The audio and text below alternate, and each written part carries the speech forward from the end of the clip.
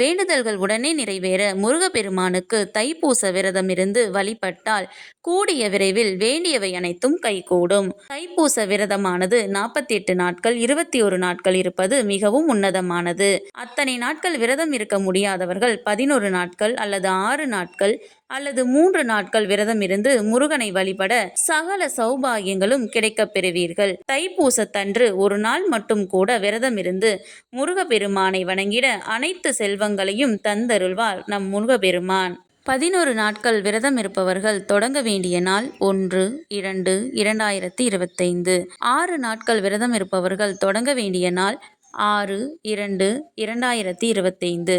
3 நாட்கள் விரதம் இருப்பவர்கள் தொடங்க வேண்டிய நாள் 9-2-2025. ஒரு நாள் விரதம் இருப்பவர்கள் தைப்பூச நாளான 11-2-2025 மட்டும் விரதம் இருந்து முருகனை வழிபடலாம்.